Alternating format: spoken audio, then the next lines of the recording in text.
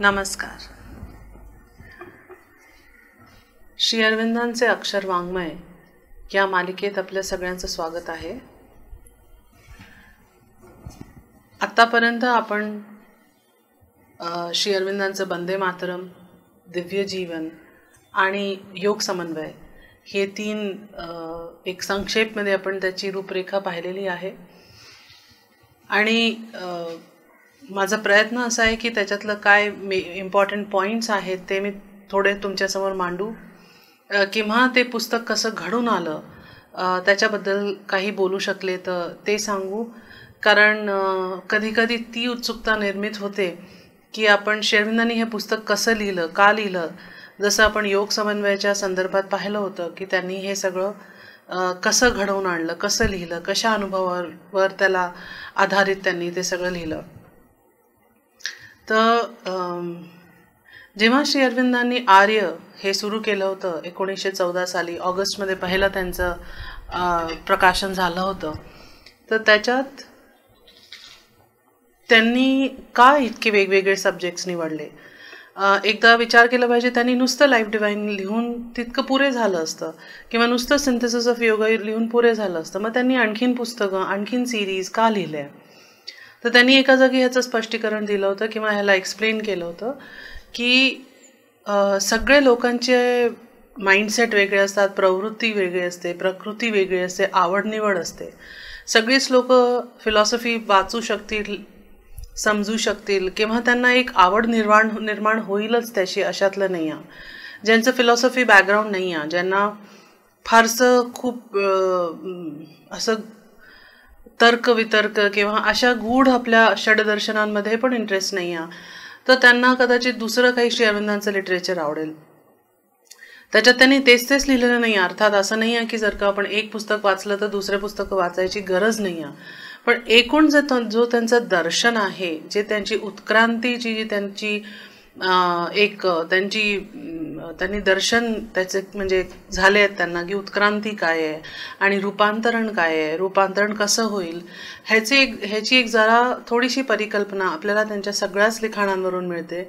आणि ते रूपांतरण आणि ती उत्क्रांती त्यांनी सगळ्याच त्यांच्या सब्जेक्ट्समध्ये अभ्यास त्याचा केला आहे.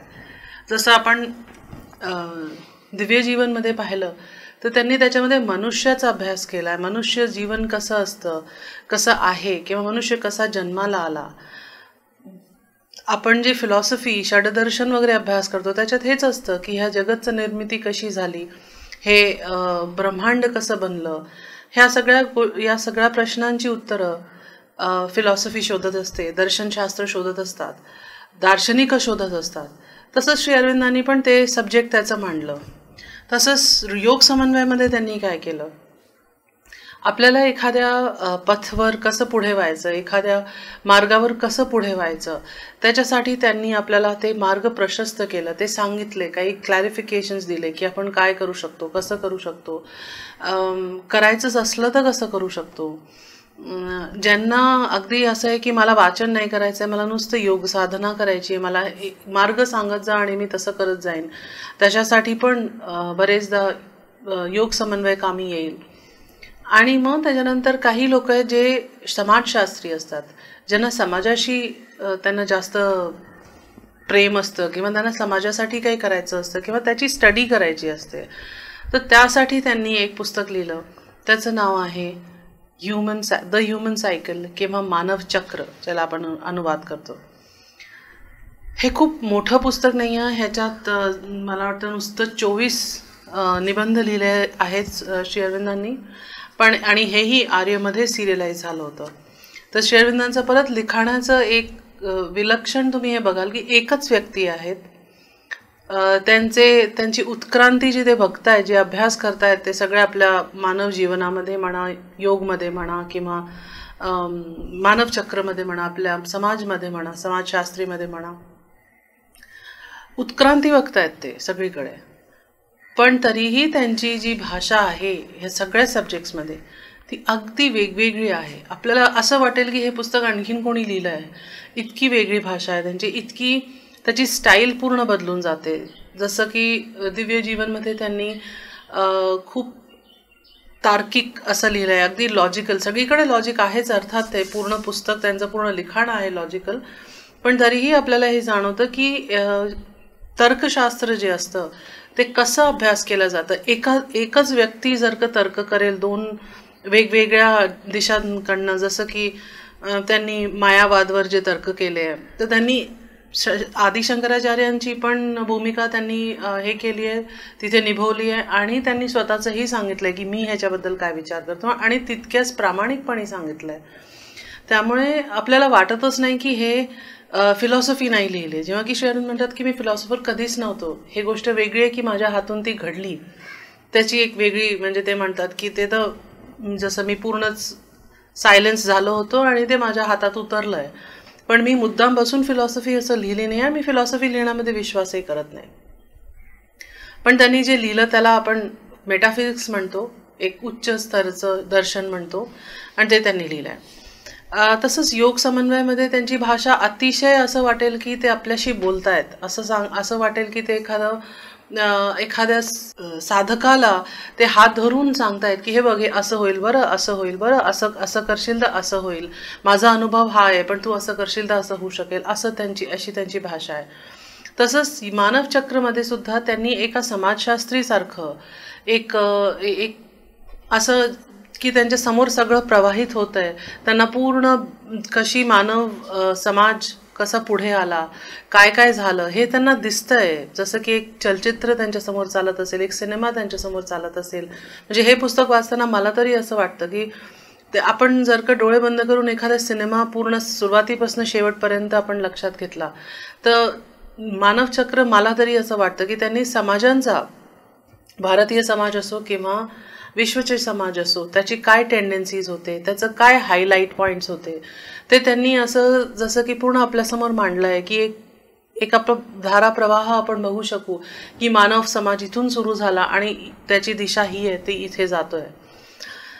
तर असे ते 24 त्यांनी निबंध लिहिले आर्यमध्ये.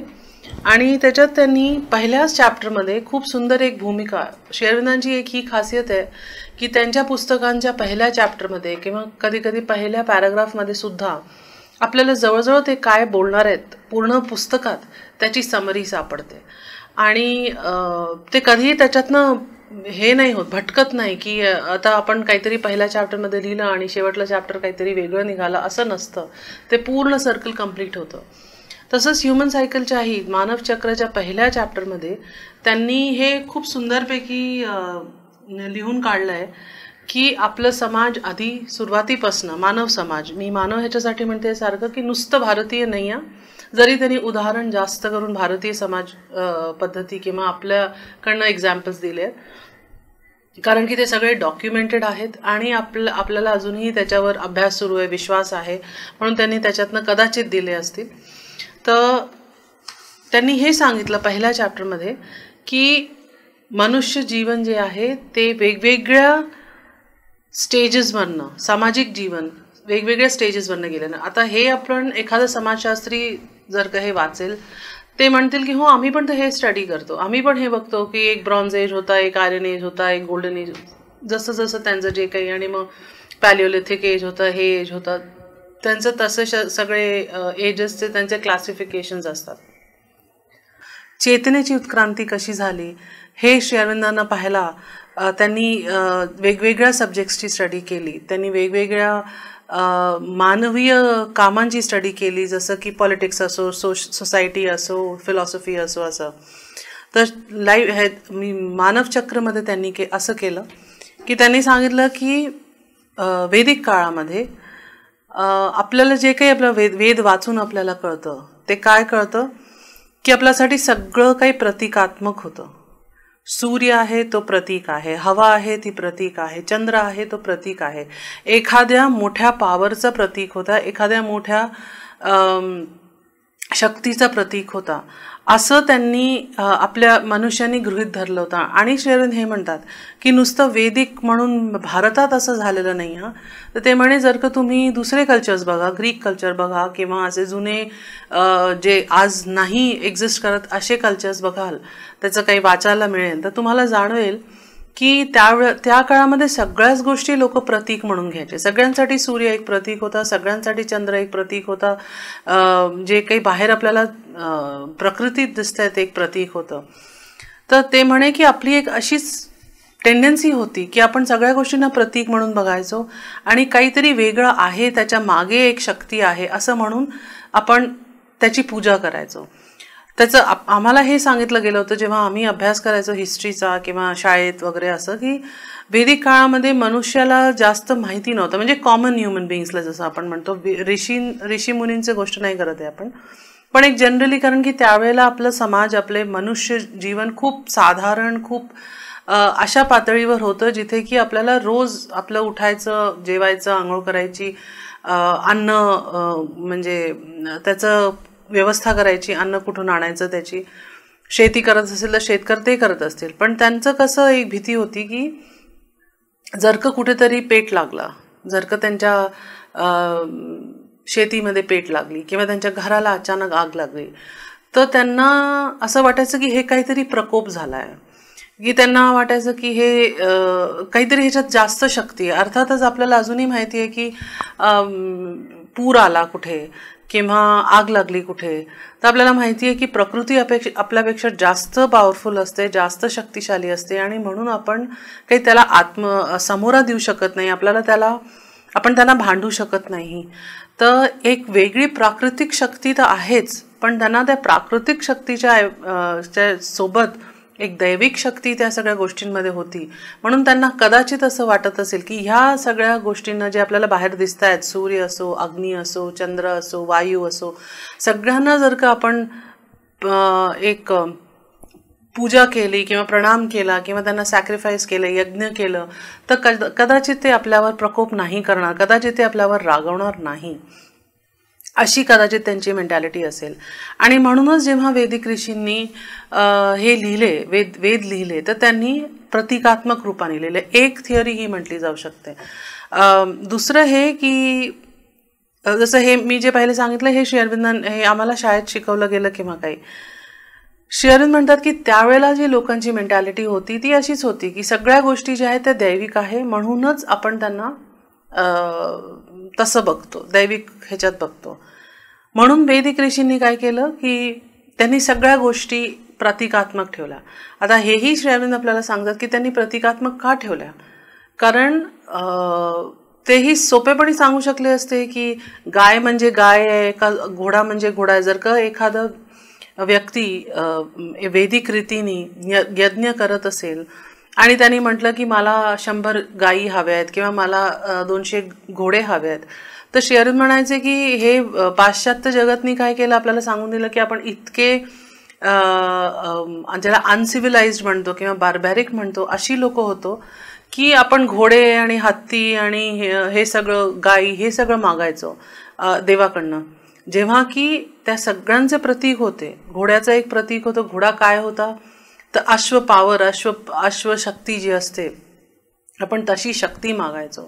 जर का गाय आहे तर गाय काय असते, क्लॅरिफाईड माइंड असते, किंवा घी असतं, क्लॅरिफाईड माइंड असतं, ते मागितलं. म्हणजे तूप आपलं जे यज्ञामध्ये घालतात ते. गायी किंवा दुसऱ्या जनावरांचे सगळे प्रतीक होते की जर का मी म्हटलं की मला 100 गायी हवं आहे, म्हणजे मला इतका तेज हवा आहे, मला इतकी लाईट, इतका एनलाइटनमेंट हवं आहे की मला तितके 100 गायींनी एवढं हवं सगळं काही. तर हे त्यांचा म्हणायचा हेतू होता. जेव्हा की पाश्चात्य जगातला वाटलं की ही लोक तर अजूनही खूप जुने, प्रिमिटिव्ह आहे, बार्बेरियन आहे. पण हे बघा की त्यावेळेची ती प्रतीक किती ॲडव्हान्स होतं आहे. आणि दुसरं श्री अरविंद हेही सांगतात की जे वेदमध्ये लिहिलं गेलं होतं ते असं लिहिलं गेलं होतं ज्याने की ईश्वर आणि सामान्य मनुष्य यज्ञाच्या मार्फे का नसो, यज्ञ करता करता का नसो, ईश्वरमुखी होऊ शकेल. शेवटी सगळे जितके ग्रंथ लिहिले जातात, जितकं काही साहित्य लिहिलं जातं, त्याचा एकच हेतू असतो की तो ईश्वरमुखी आपल्याला करू शकेल. तर त्या काळामध्ये सगळ्या गोष्टी प्रतिकात्मकच मिळतील आपल्याला सगळ्या सभ्यतामध्ये, सगळ्या देशांमध्ये. ते श्री अरविंद उलट लिहितात आहे की दुसऱ्यांना वाटतं की हे सॅवेज कम्युनिटीज आहेत, म्हणजे अगदी ज्याला आपण म्हणतो गेले बितलेले, अगदी प्रिलिमिनरी, त्यांना काही सिव्हिलायझेशन नाही आहे, त्यांना काही सभ्यता नाही आहे, असभ्य लोक आहे, अशी लोक हे लोक लिहितात. पण त्यांना नाही माहिती आहे की ही आपली खूप पोचलेली, खूप पुढची सभ्यता होती. तर हा एक काळ होता, खूप मोठा काळ होता वैदिक काळ, ज्याच्यामध्ये ते अर्थातच एकूण वैदिक उपनिषद सगळं जाणतात. मी पुस्तकांच्या हिशोबाने नाही म्हणते, काळाच्या हिशोबाने सांगते की शेरविन सांगतात की एक काळ होता ज्याच्यामध्ये आपण सगळ्या गोष्टी प्रतिकात्मक बघायचो. ते बदलून मग उपनिषदांनी वेगळं त्याची भाषा बदलून त्याला वेगळं पुढे आणलं आपल्यासमोर. पण एकूण ही आपली मेंटॅलिटी होती. त्याचं एक उदाहरण ते देतात की आपलं जे चातुर्वर्ण आहे ते आपण जे ब्राह्मण, क्षत्रिय, वैश्य, शूद्र जे आपण चातुर्वर्ण बघतो, तर ते म्हणे त्याचं खरोखर काय अर्थ होता, त्याचं काय अंडरस्टँडिंग त्यावेळेला होती वैदिक काळामध्ये, त्याचं काय माहिती होती लोकांना. तर ते लिहितात की त्यावेळेला आपण कसं पाहायचो, the divine as the knowledge in man, Brahmin, the divine as the knowledge in man, the divine as power, power म्हणजे Kshatriya, the divine as production, enjoyment and mutuality म्हणजे वैश्य. वैश्य काय करतात, बिझनेसमॅन काय करतात, प्रोडक्शन, एन्जॉयमेंट आणि म्युच्युअलिटी. एन्जॉयमेंट म्हणजे आपण कामही म्हणू शकतो, पैसे आणि जे काही. आणि चौथं, the divine as service, obedience and work. तर शेरविन म्हणतात की हे किती सुंदर आपलं डिव्हिजन आपल्या सोसायटीने आपल्याला सांगून दिलं होतं. हे डिव्हिजन्स होते सगळ्या सोसायटीजमध्ये, पण जितक्या रीतीने भारतात ते पुढे आले नेहमीपासनं, कारण की आपल्याला सांगितलं गेलं की आपण ईश्वराला कसं बघू शकतो. एखादा नॉलेज, ईश्वर ॲज नॉलेज, ॲज ज्ञान बघू शकतो, ॲज शक्ती बघू शकतो. आपलं प्रोडक्शन, एन्जॉयमेंट अँड म्युच्युअलिटी म्हणजे सौहार्द सगळ्यांबरोबर ठेवणं, काही मॅन्युफॅक्चर करणं, काही नवीन उगवणं, वेल्थ अक्युम्युलेट करणं, हे सगळे पण ईश्वर रूपी आहेत. आणि सर्व्हिस करणं, ओबिडियन्स करणं म्हणजे की सेवाभाव असणं, हे सुद्धा एक ईश्वरीय प्रवृत्ती आहे. त्यामुळे हे काही क्षुल्लक काम नाही आहे, हे ईश्वरनी दिलेले आपले काम आहे. त्याच्यानंतर ते कसं बिनसलं तेही त्यांनी नंतर सांगितलं. तर आता ह्या काळामध्ये ह्या सगळ्या गोष्टी होत्या. वैदिक पद्धतीने जे लग्न व्हायचे, एका नवरा बायकोचा अर्थ काय होता, त्याचं वैदिक अर्थ काय होतं, की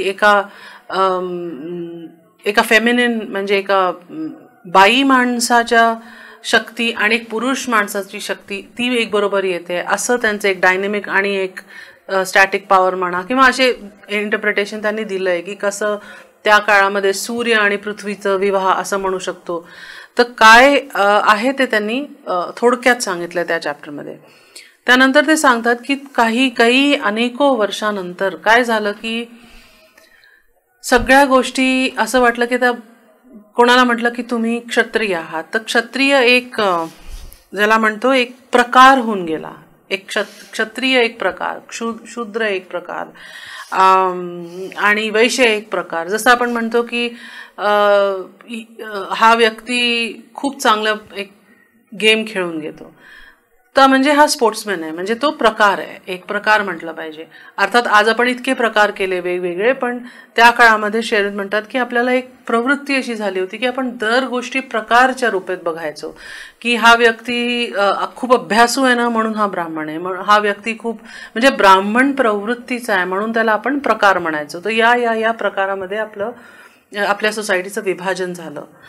त्याच्या पुढे जेव्हा हे प्रकार झाले, तर त्या प्रकारानंतर लगेच ह्या गोष्टी असं म्हटलं पाहिजे विस्कटल्या, किंवा ज्याला आपण मला नाही माहिती त्याला मराठीत किंवा हिंदीत काय म्हणतात, पण इंग्लिशमध्ये म्हणतात फॉसिलायझेशन झालं. जसं की ते पूर्ण रिजिड झाल्या गोष्टी. म्हणूनच त्यावेळेला जेव्हा एखादं ब्राह्मणचा मुलगा ब्राह्मण आणि वैश्यचा मुलगा वैश्य असं ते समजण्यामध्ये लोकांचं आलं, की त्यावेळेला असं नाही आहे की जर का मला पैसे कमवायचे आहे तर मी ब्राह्मण घरात जन्म घेऊन सुद्धा मी वैश्य असू शकते आणि त्याच्यात काही चूक नाही आहे, कारण की ती माझी प्रवृत्ती आणि प्रकृती आहे. पण आता असं झालं होतं, या काळामध्ये असं झालं होतं की एखाद्या ब्राह्मणच्या घराला जन्म आलेला मुलगा मुलगी ब्राह्मणच होते, जरी ते अगदी त्यांना ज्ञानाशी काहीही घेणं देणं नव्हतं, ज्ञान ज्ञानाशी त्यांना काही म्हणजे आवडत नसे कदाचित ज्ञान अर्जन करणं, पण त्यांना ते बाय बर्थ त्यांना आलेलं होतं. तर असे कितीतरी, आणि आपण अजूनही असे ज्याला शेअरून म्हणतात कन्व्हेन्शन्स, रूढीवादी असे आपण झालेलो आहोत, अजूनही आहोत, आणि अजूनही त्याच्या अगेन्स्ट भांडण सुरू आहे. तर ह्या गोष्टी पाश्चात्य जगतमध्ये पण खूप झालेल्या होत्या, की सगळ्या गोष्टी रूढीवादी झाल्या होत्या. सगळ्या गोष्टींमध्ये लोकांना हे होतं की नाही, हे सांगितलं ना मग असंच करायचं, चर्चनी हे सांगितलं तर असं करायचं, बायबलनी हे सांगितलं तर असं करायचं, कुराननी हे सांगितलं तर असं करायचं, त्याच्यातनं थोडंही बाहेर पडता कामा नये. तर ते अगदी रूढी सगळ्या गोष्टी खूप स्ट्रिक्ट लाईन ऑर्डरमध्ये झालेल्या होत्या. आणि म्हणूनच आपण बघू जे भारतातही असेल आहेच, म्हणजे जसं आपण त्या काळामध्ये दुसरे खूप अनेक सामाजिक कारण आहेत, पण जर का आपण सती प्रथा बघितली किंवा आपण जे विधवा बायकांची जी परिस्थिती त्या काळांमध्ये होती ते बघितलं, किंवा ज्या राजकुमार ह्या लोकांवर जे बर्डन असायचं की तुम्ही राजकुमार जन्माला आलायत म्हणून तुम्हाला क्षत्रिय व्हावंच लागेल, तुम्हाला क्षत्रिय धर्म तुम्हाला मिळावंच लागेल, जरी आमच्यामध्ये ती क्षमता असो अथवा नसो, पण करावं लागेल. ह्या सगळ्या गोष्टी पाहण्यात आल्या. आणि हे भारतातच नाही तर हे बाहेरचं एक उदाहरण असं की त्या काळामध्ये लोकांना काही म्हणजे रिलिजन सुद्धा, धर्म सुद्धा इतका असा बॉक्स्ड झालेला होता, असा रूढीवादी झालेला होता की जर का ते सगळं लिहिलेलं नसेल तरी आपण दुसऱ्या एखाद्या संत महात्म्यांच्या एक्सपिरियन्सवर, त्यांच्या अनुभवावर विश्वास करत नव्हतो.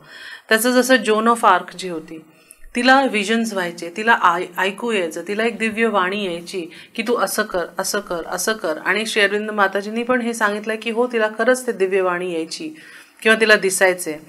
पण त्या काळाच्या लोकांनी त्या मुलीला, छोटीशी होती, तिला ॲक्च्युली जिंदा जाळून टाकलं. पण तिने ॲक्च्युली फ्रेंच रेव्होल्युशनमध्ये खूप मदत केली होती, फ्रेंचला वाचवायला खूप मदत केली होती. तर तिचं म्हणजे तिने काय म्हटलं ते लोकांनी ऐकलं नाही आणि तिला हे सांगितलं की ही चुडेल आहे आणि हिला आपल्याला जाळून टाकलं पाहिजे. तर त्यावेळेला विच बर्निंग खूप व्हायचे, वेस्टमध्ये स्पेशली खूप व्हायचे. तर हे पण एक रूढीवादी समाजाची एक त्याचं उदाहरण आहे.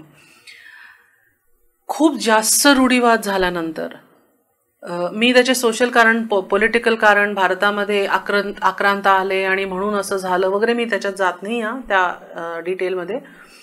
पण हे सगळं रूढीवाद जेव्हा खूप जास्त म्हटलं पाहिजे गळाफास लागल्यासारखं झालं होतं की आता ह्याच्यातनं बाहेर पडायचं कुठला मार्गच नाही आहे, तेव्हा काही लोकांनी आवाज उचलले आणि त्यांनी काही क्रांती घडवायचा प्रयत्न केला. काही लोक त्याच्यात मिळवू शकले, यश मिळवू शकले, काही लोक नाही मिळवू शकले, पण प्रयत्न सुरू झाले होते. आणि ती स्टेज होती पूर्ण जगामध्ये जी श्री अरविंद सांगतात ज्याला व्यक्तिवादी किंवा इंडिव्हिज्युअलिस्टिक म्हणतात.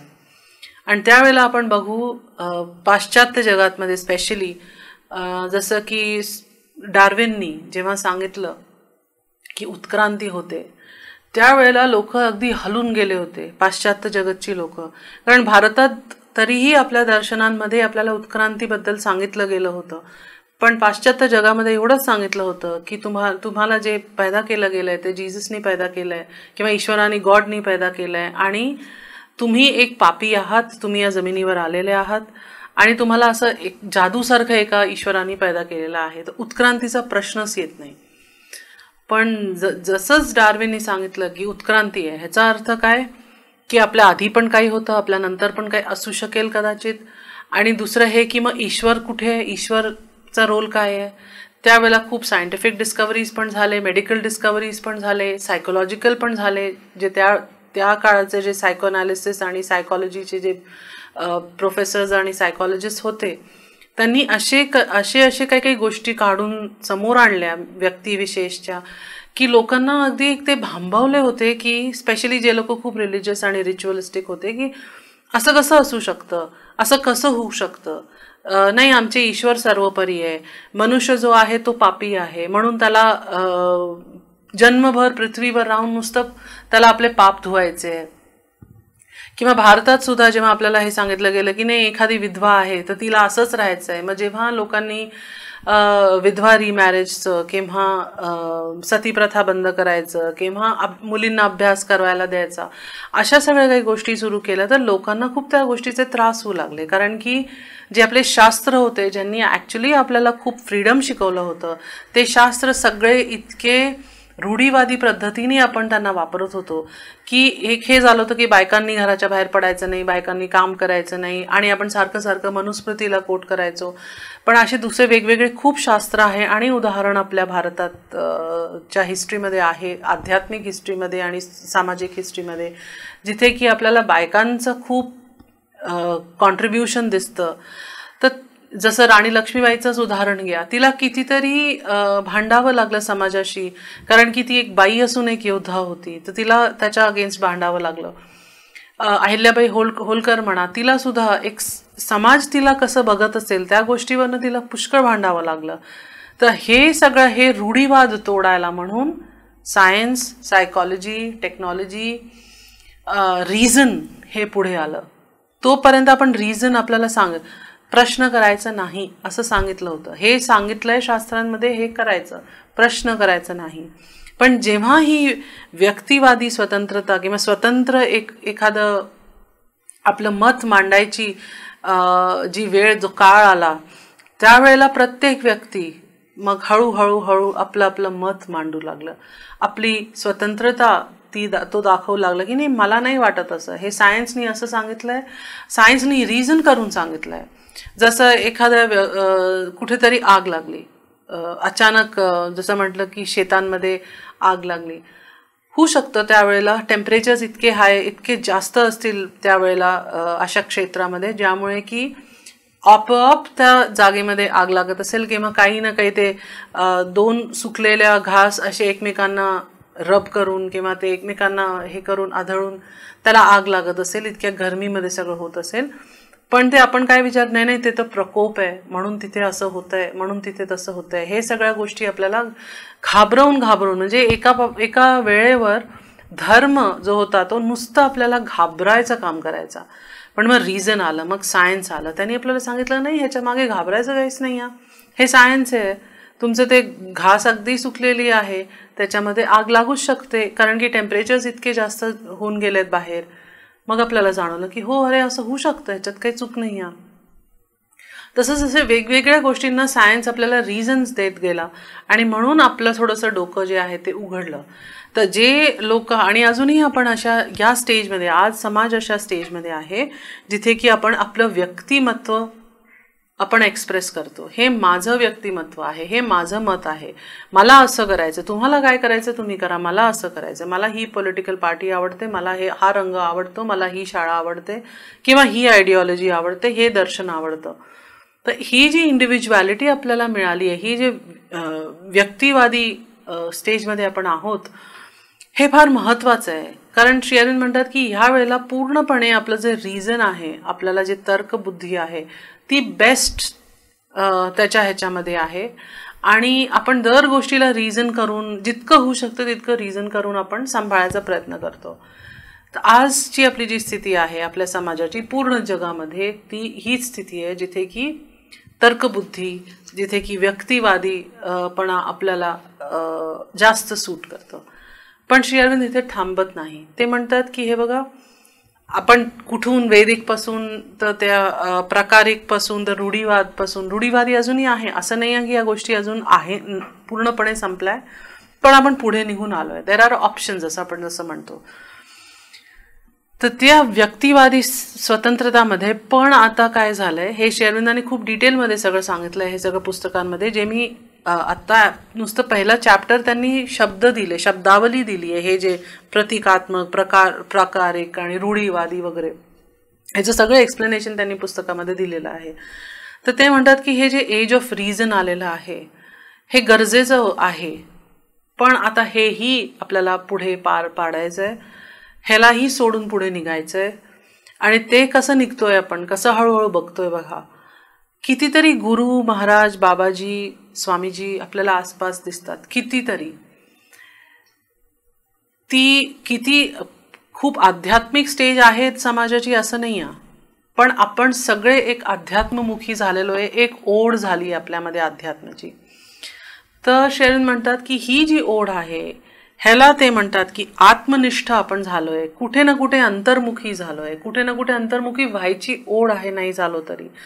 तर ते म्हणतात की त्यावेळेला काय होतं की आपल्याला जे गायडन्स आपल्याला रिझन देतं, जसं की असं मी असं करू का नको, मग आपण त्याला रिझन आउट करतो की नाही मला असं वाटतं असं केलं पाहिजे, असं केलं तर असं होईल, असं नाही केलं तर असं होईल, ही आपल्याला रिझन तार्किक आपण बुद्धी वापरतो.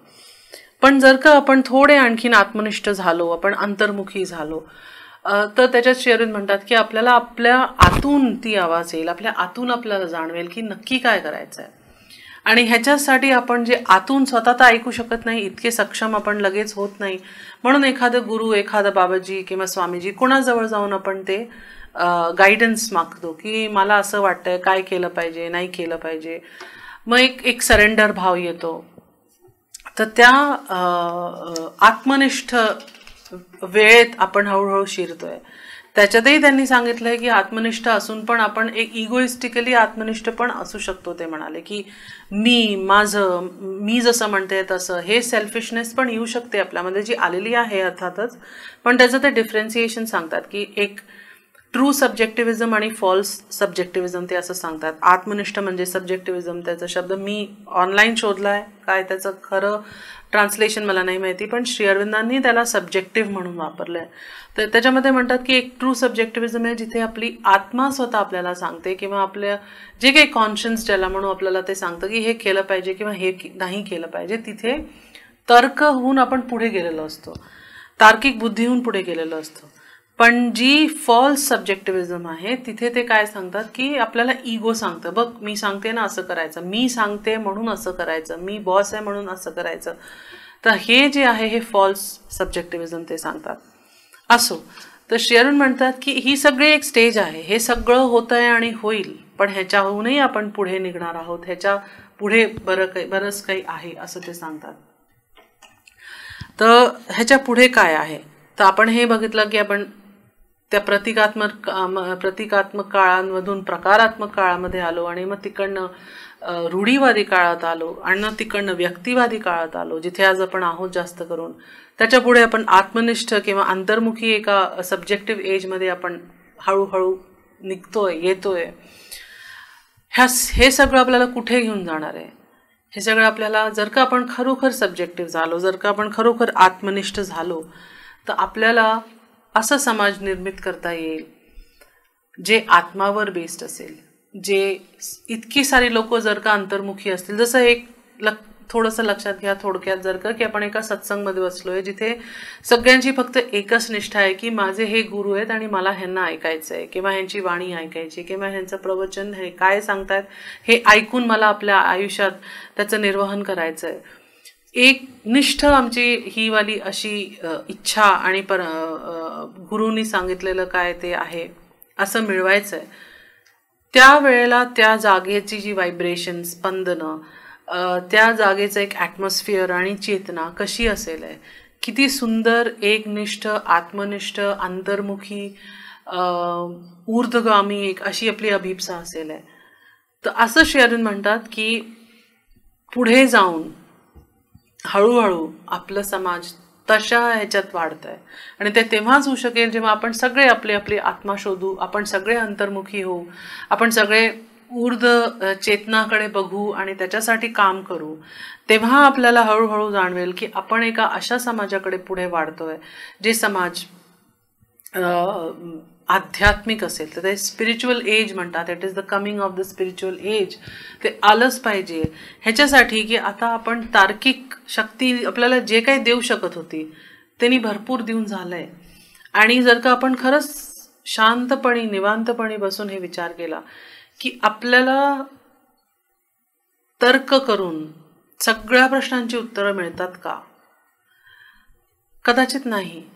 बऱ्याचशा गोष्टींची तर्क करून आपल्याला उत्तरं मिळत नाही. जसं कर्मफळ म्हणा, किंवा माझ्याबरोबरच असं का होतंय, हे सगळं वाईट माझ्याबरोबर का घडतंय, काही खूप सारी प्रश्न आहेत की आपल्याला त्याची उत्तरं नुसतं तर्क करून मिळत नाही.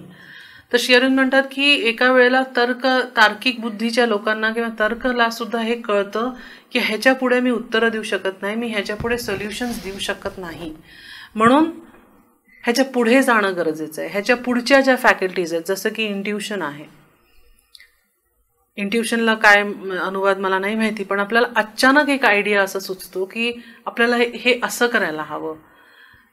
काही आपण खूप मोठ्या एका प्रॉब्लेममध्ये फसलेलो आहो आणि आपण शांतपणे बसून काही विचार करत राहू, पण विचार काही येत नाही, काही रिझन्स सुचत नाही, तर्क सुचत नाही, पण अचानक आपल्याला काहीतरी एक सुचतं. ते कसं सुचतं? कारण आपल्याला इंट्युशन येतं.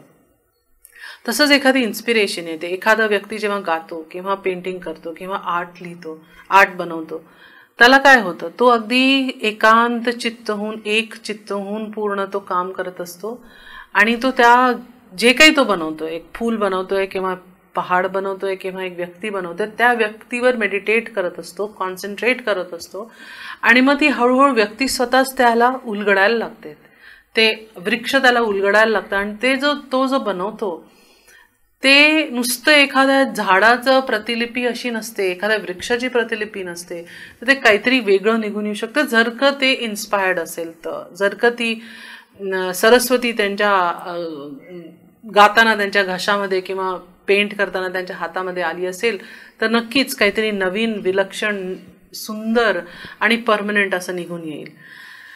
तर हे श्री अरविंद म्हणतात की ह्याची गरज आहे, कारण आता आपल्याला जाणवू लागलंय की नुसतं रिझनच्या भरोसे आपलं जगत चालू शकणार नाही.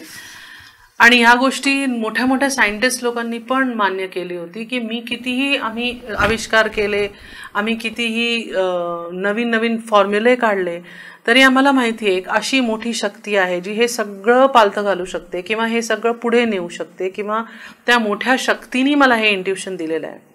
ह्याचे खूप मोठं उदाहरण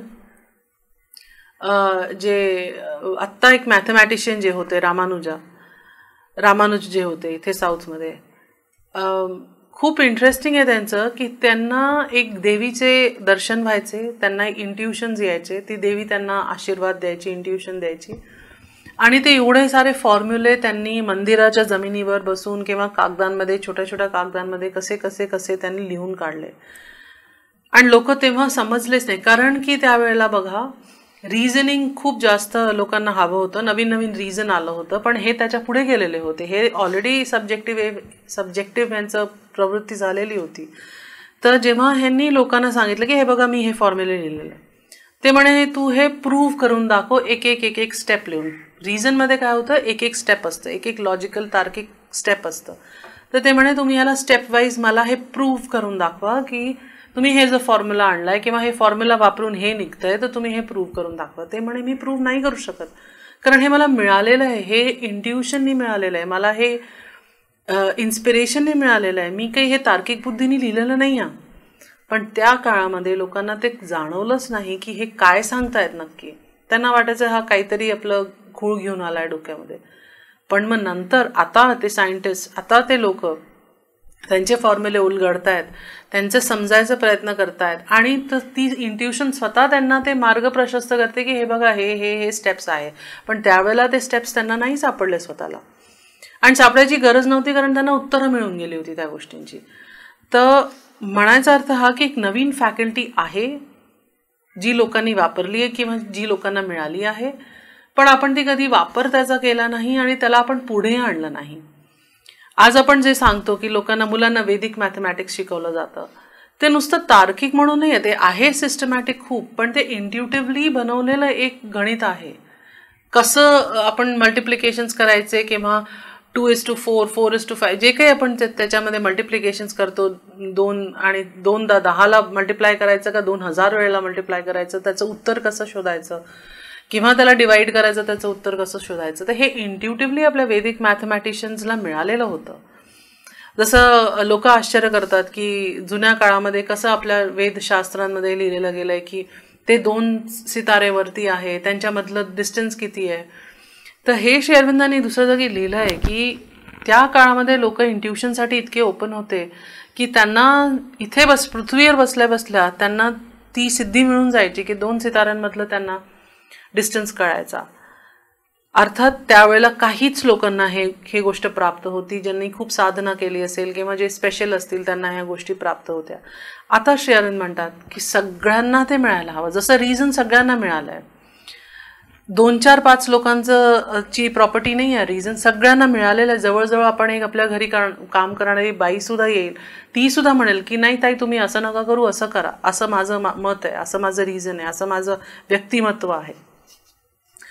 तर इंडिव्हिज्युअलिटी आलेली आहे, रिझन आलेलं आहे, पण त्याच्या पुढे जायची गरज आहे असं श्री अरविंदांनी सांगितलं आहे. तर ते जेव्हा आपण त्याच्यात पुढे वाढू, इंट्युशनकडे, इन्स्पिरेशनकडे जास्तीत जास्त वाढू, तर तेव्हा हळूहळू आपण अंतर्मुखी पण होऊ आणि आपलं जे स्पिरिच्युअल एज जे श्री अरविंद म्हणतात त्याच्याकडे आपली वाटचाल सुरू झालेली आहे. म्हणूनच इतके एक आध्यात्मिक लहर आल्यासारखी झाली आहे पूर्ण जगामध्ये. जरी प्रॉब्लेम्स खूप वाढलेत पण तरीही एक आध्यात्मिक लहर झाली आहे. जुन्या वैदिक काळामध्ये खूप महान ऋषी होते, पण ते अगदी मोजके 8, 10, 15, 20 ऋषी होते, ज्यांची नावं सुद्धा आपल्याला माहिती जवळजवळ. त्यानंतर थोडे वाढत आजच्या काळामध्ये ऋषीतुल्य लोक नसतील खूप जास्त, तरीही जे अशी लोक ज्यांना थोडं काही रिअलायझेशन झालंय, थोड्या काही सिद्धी झाल्यात, ज्यांना आपण मार्गदर्शनासाठी मदत मागू शकतो, अशी लोक आज आपल्या जगात खूप झालेली आहेत आणि जगाच्या प्रत्येक क्षेत्रामध्ये झालेली आहे. त्यामुळे हे जे श्री अरविंदांनी लिहिलं होतं त्या काळामध्ये, हे जे त्याची जी प्रासंगिकता आहे ते आज आपल्याला कळतं की कसं श्री अरविंदांनी पूर्ण आपल्या समोर ते एक सिनेमॅटोग्राफिकली जसं म्हटलं की एक आखून ठेवलंय की वैदिक काळापासून असं असं झालं आणि आता ह्याच्या पुढे पुढे असं होणार आहे, असं मी ऑब्झर्व करतोय, अशी माझी दृष्टी आहे. तर हे त्यांनी आपली ही दृष्टी त्यांनी मानवचक्रमध्ये पूर्ण खूप सुंदरपणे आखून त्यांनी लिहिली आहे. आणि हे पण अतिशय सुंदर, सिम्पल. आजच्या काळामध्ये जसं ते म्हणतात की आपण खूप कमर्शियल झालेलो आहोत, तर आम्ही जेव्हा कधी काही गोष्टी करतो ना, तेव्हा असं वाटतं की अरे आपण इतके कमर्शियल झालोय, इतके मटेरियलिस्टिक झालोय. पण ते म्हणतात की नाही, ह्या सगळ्या गोष्टींचा वापर आहे, उपयोग आहे या सगळ्या गोष्टींचा. जर का तुम्ही कमर्शियल होणार नाही, जर का तुम्ही मटेरियलिस्टिक होणार नाही, तर आपण स्पेशलायझेशन्स कसे करू. जसं ते म्हणतात एक ह्या एजची गरज होती, इंडिव्हिज्युअलिस्टिक एजची, की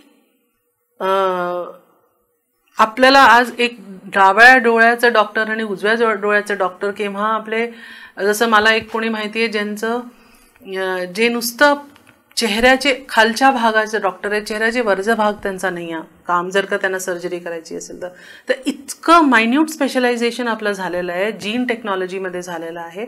तर ते कसं झालं असतं जर का इंडिव्हिज्युअल एज नसती आली, जर का तार्किक बुद्धी रिझन नसतं आलं, तर ते झालं नसतं.